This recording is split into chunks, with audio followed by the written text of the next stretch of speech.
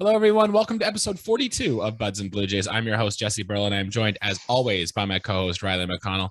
And Riley, the Blue Jays, we just took care of business against the Kansas City Royals. We won 3 out of 4, and we've now reached the unofficial midway point of the season as the Blue Jays are now heading into the All-Star break. Any thoughts? My overall thoughts are very, very up the middle. Like a not a hard comebacker, like a dribbler up the middle. Where the second baseman's going like this, chasing after the ball, kind of thoughts.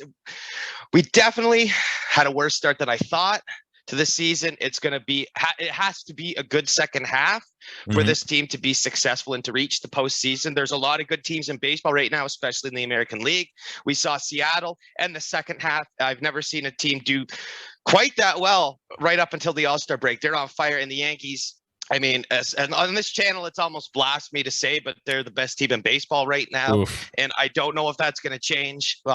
We got potential to do good things, man. Our team is full of young guys, full of crafty guys. We have a new skipper.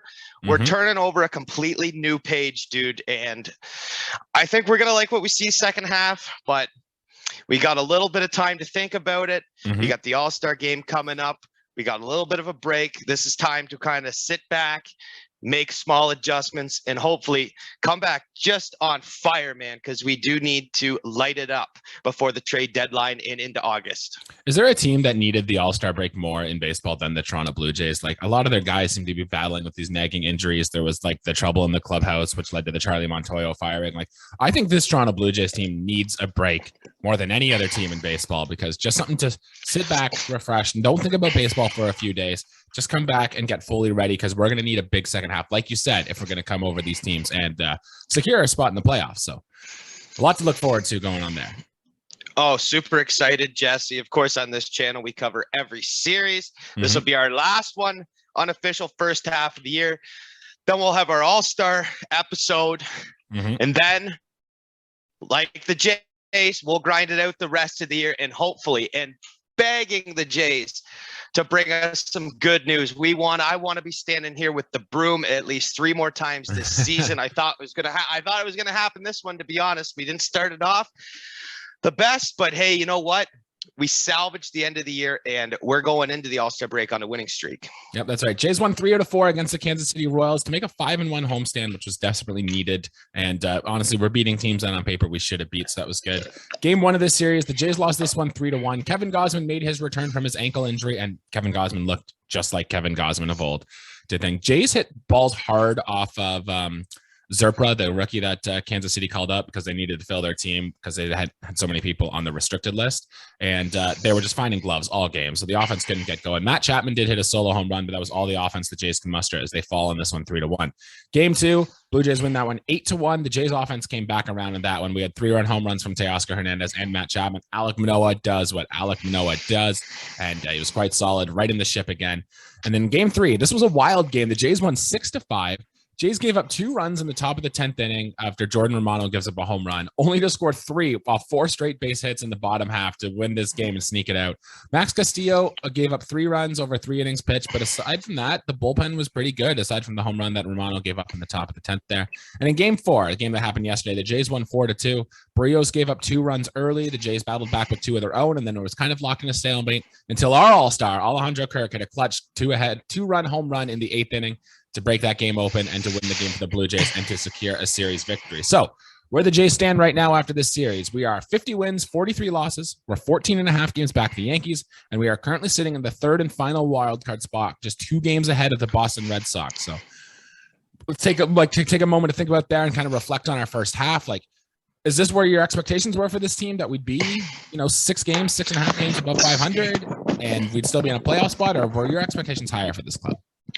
I mean, I think back the truck, Jesse. I think both our expectations were much higher, man. Yeah. I mean, it's not something you want to see. We're in a dogfight. There's 2 other teams, that being the Rays and the Red Sox, that are right with us. And it's going to be like that for the rest of the year. Like I said in previous episodes, I think 60 games in, you can kind of tell where teams are going to fall in the rankings. Usually the 5th place team isn't going to be a pennant winner. It won't shuffle around that much more. You're either going to, expand your lead, or like us right now with the Rays and the Red Sox, we're fighting for spots right now. And there's some other good teams, Seattle being one of them, that are fighting for these wild card spots. Of course, expectations are higher. I mean, on paper, we are so much better than what we've performed with. Our bats going cold, I would say about 5-6 weeks ago, could be 7 weeks ago. There was a big stretch where that was happening. And our starting pitching, next episode, we're going to get into that. We're going to dissect it, rip it right apart. Yep.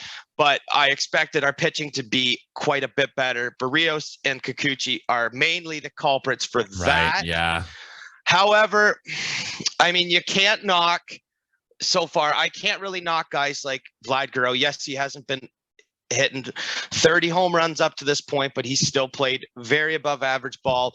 Lourdes is still a 300 hitter right now. And I mean, Bo Bichette, still a decent first half, but we know he can do a lot better. Guys like Kirk, Espinal, absolute spark plugs. I love those guys. They're X factor guys. Kirk made it possible that we're even right here right now. He's won a lot of games for us and deserving of an all-star game spot, obviously. And Espinal filling in that spot too. But yeah, Jesse, of course, expectations are going to be higher. They should be a lot higher. I expected us to be 15 games above 500 is what my thought was. But clearly, I think we're going to cut that number right in half.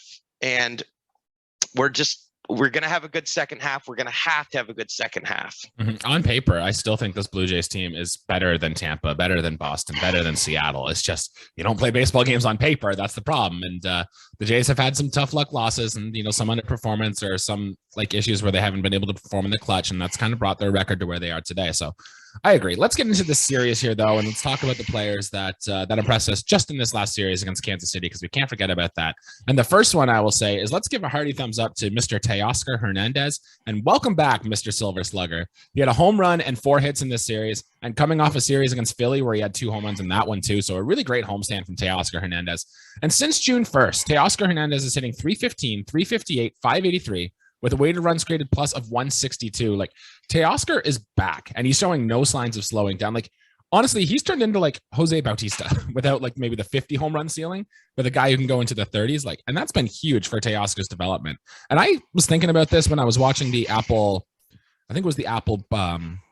broadcast feed that they did. And Hunter Pence was just raving about Teoscar Hernandez, saying like, this guy, not only does he hit well, he hits for power. He's got the batting average. Like, he also steals some bases and he plays good defense. Like, Teoscar Hernandez might be regarded as one of the most underrated players in all of baseball.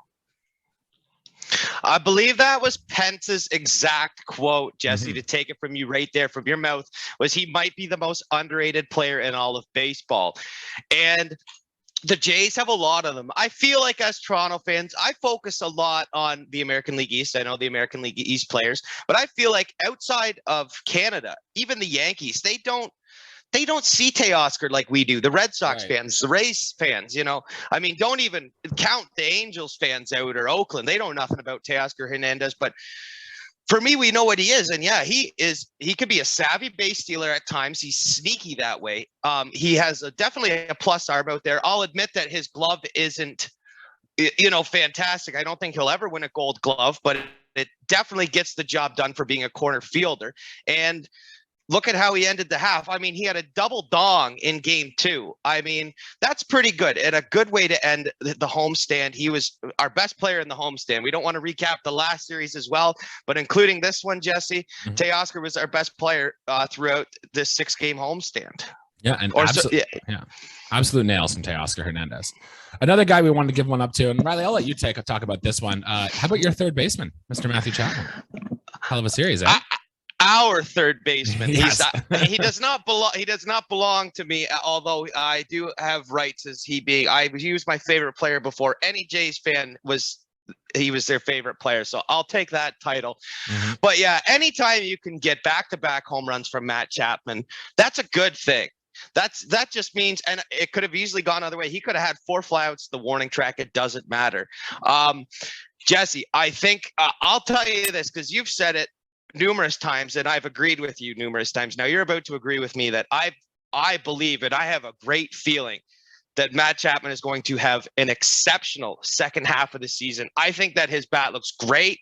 I think that his strikeouts are cut down just a little bit more, especially in the homestand. He wasn't striking out, and he's a guy who will still take walks. I think he's got quite a good eye at the plate. But yes, he does take some good hardy cuts and swing and miss. But to remind you guys out there, this is what 2020's baseball looks like, is you have a high strikeout and high home run ratio. And Matt Chapman is just one of those guys. This is some of the league's best guys like that. And let's not forget that this guy's a platinum gold glover. I don't care about, I'm an eyeball test guy. I don't care about the statistics. Oh, well, he's having a worse average year, blah, blah, blah. Let me tell you, he's making some plays that no one commenting that could make up. And he's a top 3 defender in all of baseball at third base. You can't deny that. Yes, he has made some sloppy throws at times, but honestly, that's going to happen. Let's play the percentages of this stuff. Like, it's just going to happen. Brooks Robinson, who won, I think, 17 Gold Gloves for the Baltimore Orioles back in the 60s and the 70s. He made throwing errors. Now, I'm not calling Matt Chapman Brooks Robinson by any means, but third baseman, it's called the hot corner for a reason. You're going to make errors. And we've all watched these games that Matt Chapman's playing third base. He is just so fluent out there. You love to have him on third base. And to get back to it, talk about his defense a little too much. Yeah, 2 home runs in the last series before the All-Star break. You love to see it. That tells me that I believe he's going to have an exceptional second half of the year. Yeah, you talk about Matt Chapman's defense, and even the defensive metrics still say that Matt Chapman is still pretty good. He might not be best in baseball anymore, but he is still an above average defender. And I don't think we're going to see that disappear anytime soon. Riley, according to the metrics, though, I think it's defensive run saves. There is one Toronto Blue Jay who is better defensively than Matt Chapman. Can you name who that player is? On the squad right now? On the squad right now, this season, yeah. Oh, it's got to be either Springer or Kirk. It's none of the above. It's Santiago Espinal in terms of defensive run save has actually graded out as a better defender than Matt Chapman this year. But we'll talk about Espy a little later. But going on to Matt Chapman's bat, I'm right. We talked about, I think, when the Jays were in Kansas City way back early in the year, that we thought, the Matt Chapman breakout was coming, and we haven't really seen it yet, but we've shown signs and glimpses. A lot of pitchers are attacking Matt Chapman by trying to throw that fastball up. And Matt Chapman has done a really good job of being almost able to tomahawk that pitch and then still able to hit some sliders. A home run he hit in game 1 of this series today was a slider down and away that he just kind of threw the bat head out there and sent it over the left center field fence. So there's some signs here for Matt Chapman that he's really turning things around. And hey, if you look at his season numbers, he's up to a 100 WRC plus, which is exactly league average as a hitter.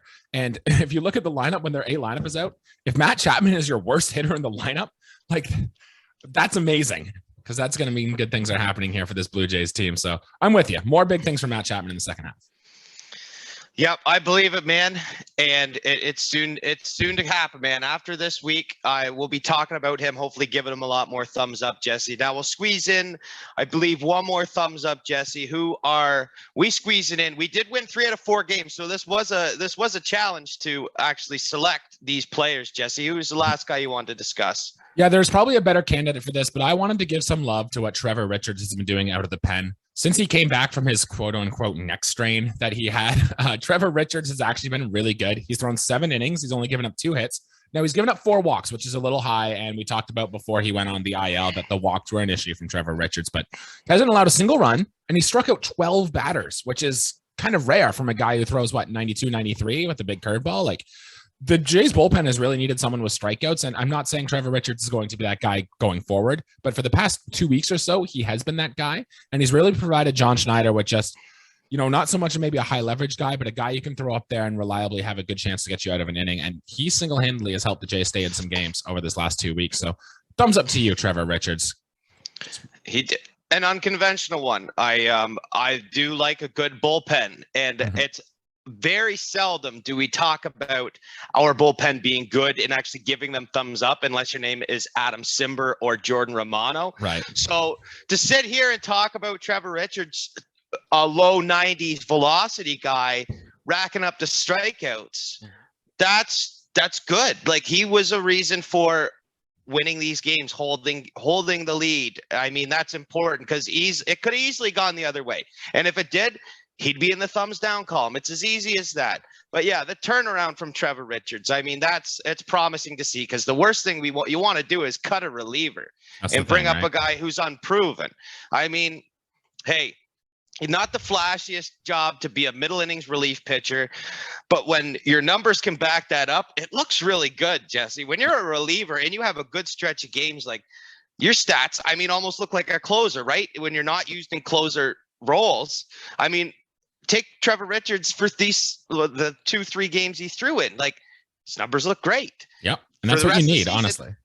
For the rest of the season, they don't look great, but hopefully this is something that kind of improves, his numbers improve, and he goes out there and throws kind of what he did against KC, and our problem solved there. Now, I don't think he'll adapt into a setup role. I think that there's a very fine line with a guy like Trevor Richards for the high leverage, maybe not his thing, but for what we needed him to do in this series, yeah, there's a reason we're talking about him in the thumbs up column, man. Yep, he's done pretty much. He's met our expectations, and the Jays are going to need a guy like that, just in low leverage, to come in and get outs. And Trevor Richards has been doing that. Riley, I think it's time now. We're going to move to a thumbs down here that we have the Bo Bichette conversation.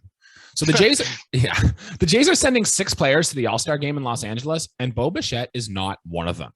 Like, Bo has been fine this year. We've talked about how he's been okay, but he's still, 24 years old. He had a great season last year where he led the American League in hits. We kind of expected more from Bo Bichette, to be honest. And I'm starting to really wonder if he's going to turn into the superstar that we thought he could be. Like, he only went 2 for 18 this series. He only has 2 home runs in his past 22 ball games. A 103 WRC plus on the season has him pretty much a league average player, maybe slightly better. And we've talked all year, the main issue with Bo Bichette is that he's not drawing his walks. He's swinging at way too many pitches out of the zone. Now, he still does some things really well. He's Bo Bichette. He's one of the top prospects in baseball. He's had these good seasons. Like, his hand-eye coordination is still really good. In fact, he's leading baseball in foul balls so far this year. So whatever that's worth. Maybe he's just not striking. No surprise there. No surprise there at all. Like, watching these games, you can tell that, it's just swinging a foul. But I've noticed a stat when the first pitch of an at-bat to Bo Bichette is a ball and he is ahead in the count 1-0. His slash line is 360, 441, 585 for a WRC plus of 190, which is amazing. So if Bo Bichette could just get ahead in the count more often, he could be so much better of a hitter. So we know it's here. We know that skill set is still there for Bo Bichette. It's just so frustrating that we haven't been able to see it consistently and put it together. And that's what bothers me about Bo Bichette. And until he makes that change, I don't know we're ever going to see this elite, amazing player. I'm no pitcher, Jesse, but let's hypothetically say that I'm on the hill facing Bo Bichette. Yeah. And first pitch, I'm throwing him a slider low and away. Yeah, because I know he's going to go at it. He goes at that one. Now, there's maybe the fastball up. Those seem to be 2 pitches for me that he's swinging at a lot. Maybe not recognized cutters and sliders. I mean, it's not the curveballs. It's not the changeups. It's more of from a right-handed pitcher. It's more the pitches that go away. And you can famously say that he's probably not only has the most foul balls in the game, but also the most swing from the other side of the batter's box too. That plate, the whatever you want to call that kind of swing. No, let's get something straight here, Jesse. When Bo Bichette came up, there was a lot of poise. There's a lot on this. You got a son of a major league ball player. He's a big personality. You got the hair, the looks, the swagger, everything to go along with it. Okay, that's good. That's a confident ball player, someone who's like that. Okay, now those are personality things and maybe like a reputation. Those are good. That's good for his confidence, could be good for his game. He goes out last year, exactly what you said, leads the American League in hits. If you lead the American League in hits, and any time in your career or any category, really, you're a good ball player, you'll be in the major leagues for quite some time. Right. This year, he looks like, I'm going to be honest, a completely average ball player out there. But I know he's not. I know this is Bo Bichette, and he has looked very, very good on occasions. His power to the opposite field, his ability to take the ball to the opposite field and put bat on ball is, I would say, in the top 5 whatever percentile in Major League Baseball. He is so good at putting bat on ball, but his pitch recognition and pitch selection needs to be way, way better. And of course, not going to harp on him for his defense, but obviously everyone's defense should get better. But let's just say, especially Bo Bichette's could be just a little bit better too. This year, I'll be honest, he's really surprised me that he's performing better than I thought he would. Let's just say that. I mean, when Bo Bichette was a prospect, there were a lot of scouts that thought Bo Bichette's never going to be able to play shortstop in the big leagues. He's going to have to move to second base. Like, there's not a chance. Well, he's proved them wrong. He's played shortstop, maybe not the best, but he's been fine at shortstop throughout his major league career. And, you'll take that for Bo Bichette. It's just the thing with this issue here, too, is that the mistakes just seem so fixable, and maybe it's just you don't want to take away the aggressive mindset because maybe that's what makes Bo Bichette so good. But like, if he could just be more selective, just be more patient, like there is going to be a much better hitter here. And it's just, that's what's really frustrating about it. Because you see the skills, the skills are there. You see the upside, it can happen. It's not. And that's what drives us nuts about Bo Bichette. Yeah, that's honestly nailed it to a T. And also the thing too, he could have, Semyon came here last year. He could have easily played second base, but I'll tell you one thing. The coolest guy on the team does not play second base. He plays shortstop. Bo Bichette is one of those swagger guys, and I like that about him. I do like him at shortstop, and I hope that, he works through the kinks. It's a development thing. He's going to work out his tools at the major league level. He's going to get better as his career progresses. I hope so. I know he's one of those guys, man. He's going to get better. Him and Vladdy for sure. Kirk, those three guys right there, we're going to watch them blossom into consistent all-stars, silver sluggers, you name it. Bo Bichette just still needs time. He's still very young. We forget about this Jays team. We're hard on them because they're so good, but they're still very young and inexperienced. Yeah, they'll get there. Riley, just really quickly, we can move on from Bo Bichette now here. We'll talk about him more as the season goes on, I'm sure. But what's your thoughts on John Schneider? He's now managed 6 games as a Blue Jay. And do you have any major takeaways? I know it's tough for 6 games, but any thoughts? It's honestly, it's a very small sample size. 4-2 is not a bad record. 4-2 is not a bad record. I think he's 5-1 actually. Yeah. Or 5-1. 5-1 is not a bad record to be holding right now. That's, I think, over 80% or around 80%, whatever winning percentage. He coached and managed a lot of these young guys in the minor leagues. So I could see this being a good thing and working out. Now, it's more that for me right now where it stands is Montoya isn't there.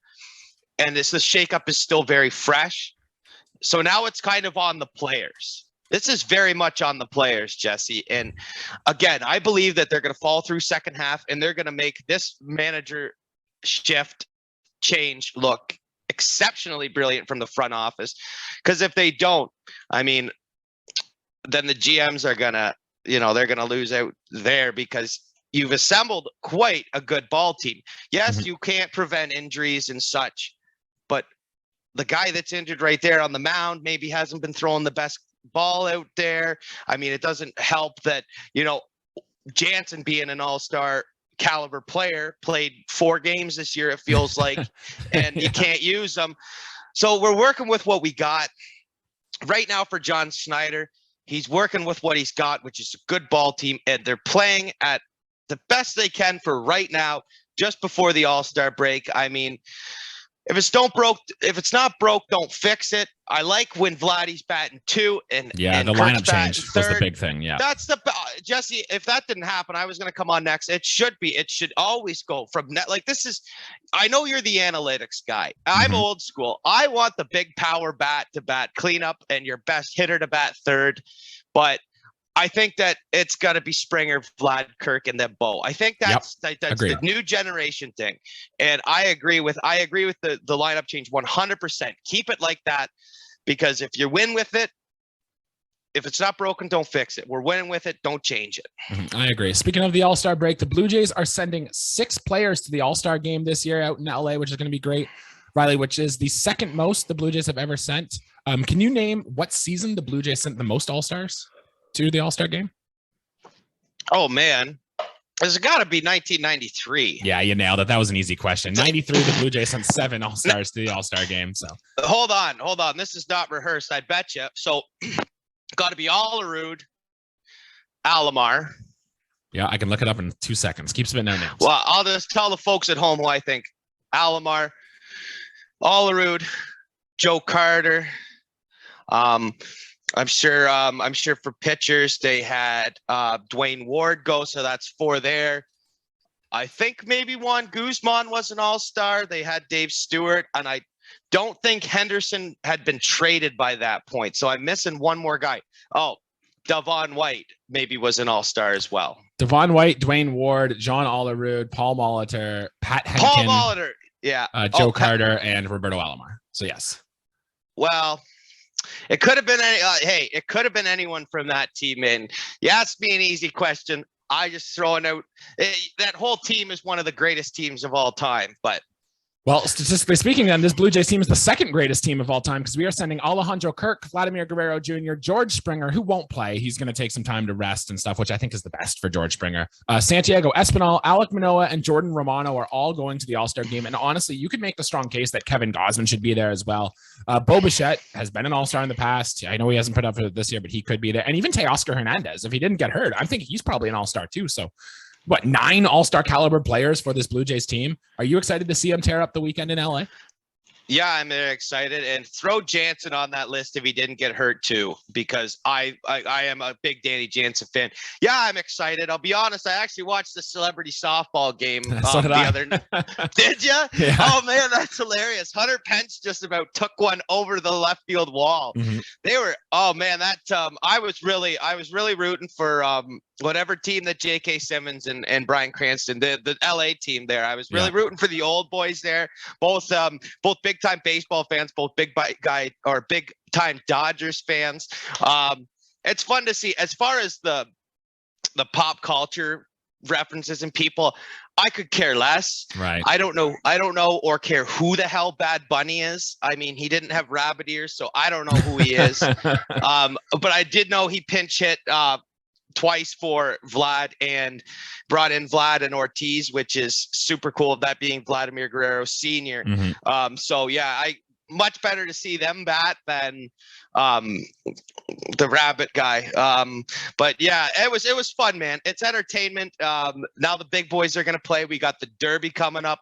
Unfortunately, no Jays in the Derby, Jesse. I kind of like that there's no Jays in the Derby. Yeah, well, for those people who don't know, there's always this fact of, there's people say, the Derby ruins your swing. Well, it really shouldn't, Jesse, because it's like throwing batting practice. Like it's just kind of funny. Last year was in Colorado, so people were hitting 800-foot home runs. This year in LA, it'd still be entertaining. I remember last year in Colorado, and no, it wasn't 800 feet. It was 500 plus. Actually, I think Juan Soto launched a new record. Not very surprised at that. It should be fun for the boys that are playing in the All-Star game, though. Remember, it doesn't mean anything anymore because home field is decided. Otherwise, not the All-Star game. So play safe. Don't be a Pete Rose out there. Don't break anyone's shoulders. Right. Have fun and play safe. Absolutely. I not much about it, but it's just going to be exciting. A lot of Blue Jays being represented at this game. It's going to be fun to see. Riley, last night was the MLB draft, at least the first round. And let me tell you, man, I love MLB draft season. All I really did was I read a few articles, I listened to some podcasts, and I looked at some stuff online, but I always get pumped watching the draft and all this stuff happens. And I want to say, Riley, you and I weren't drafted last night, so I think something's wrong. I got to take this up with my agent or something. Maybe they couldn't sign me at the right slot value. I don't know, but you and I weren't drafted, and that's a crime. Yeah, see, I'm actually projected to go, I think, 36th round as a as a left fielder at a Bloomfield State. No, it's fun. I like young prospects and seeing what's going to come through the pipelines eventually. Honestly, didn't know a ton about the draft class. One thing I love about the Blue Jays and one thing I love about baseball in this generation of baseball is the amount of father-sons there are. And I'll tell you, I made a tweet. I don't know if you saw it, but I was predicting my favorite baseball player of the future. And I bet you that at one point it'll be Drew Jones, who is the son of probably one of the best defensive outfielders of all time, Andrew Jones from the Atlanta Braves, the absolute legend.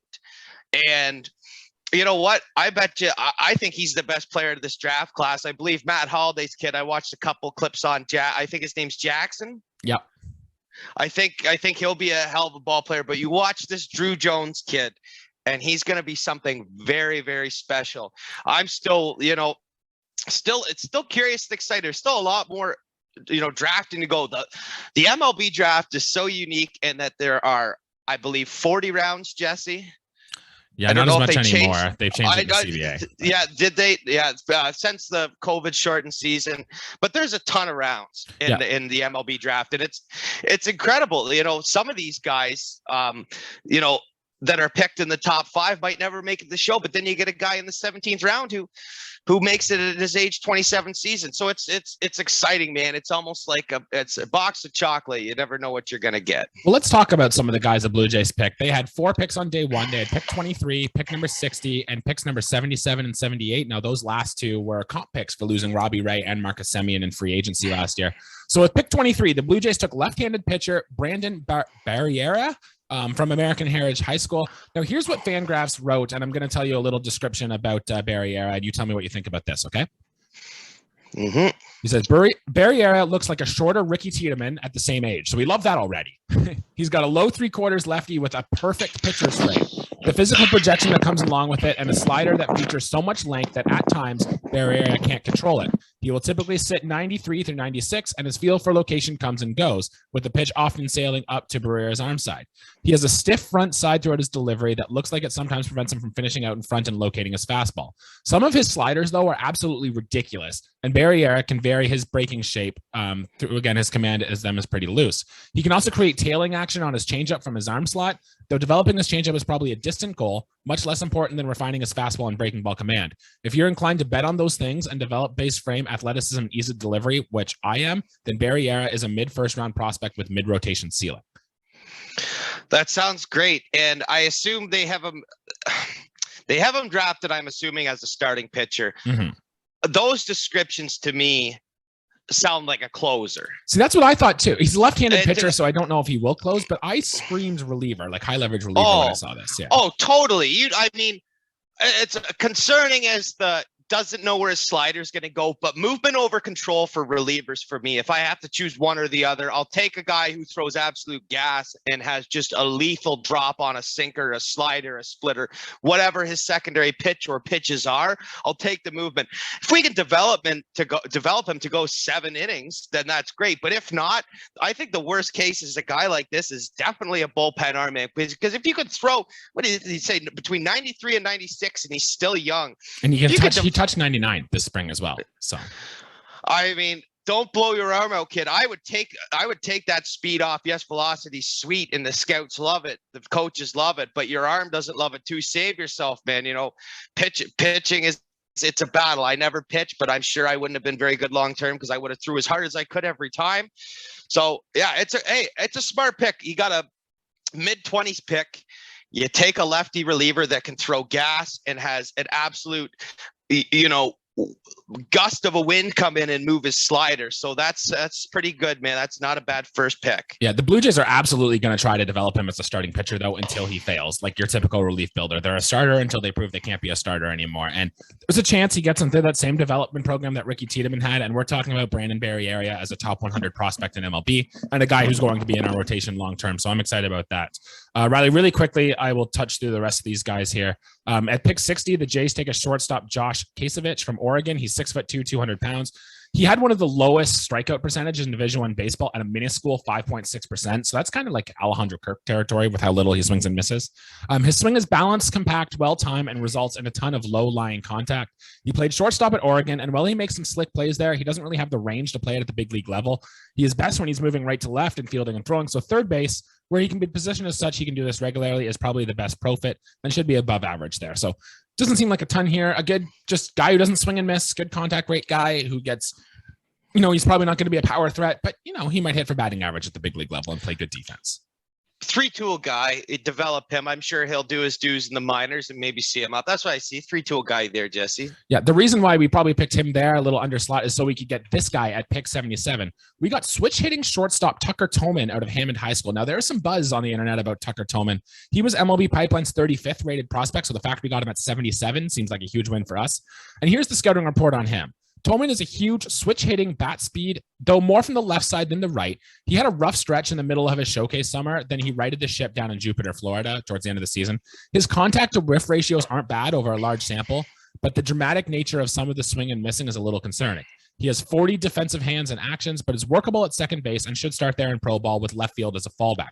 There's big variance here, but it's so rare to find a switch hitting infielder with this kind of present power and long-term projection. So Toman's ceiling is quite large. This seems like your big boom or bust player. Like this guy could be Chipper Jones for goodness sake, or this guy could be phased out before he reaches AA. So big swing here, but if Tucker Toman hits, that's huge for the Blue Jay system. I think that's what you double up on the left field. And you said too, like the Chipper Jones comp, because he played a little bit of left field in his career as well. So I like that. Of course, that would be the top of the ceiling for him, but not bad to double up on the shortstops on the picks there. I do not disagree. And I think they had the next pick just after that. Yeah. They took right-handed hitter, second baseman Cade Doty out of LSU. He's a power-hitting infielder without an obvious defensive home. Doty's on-paper bat-to-ball skills look a lot better than the visual elevation of his hit tool. So not really a lot scouting report on him. I'd be surprised if he really comes up here. But I want to touch back on Toman a little bit too with something he said. He said, player development is really huge for me, and that was my number one. He said the Blue Jays were his team he wanted to go to because he really likes the Blue Jays player development system. And that sounds like a lot of what Bo Bichette said after he was drafted in the second round. He was like, I really like what the Blue Jays do with developing players. I think the Blue Jays can get the best out of me and my swing. And that's what Tucker Toman said here. So love that sign.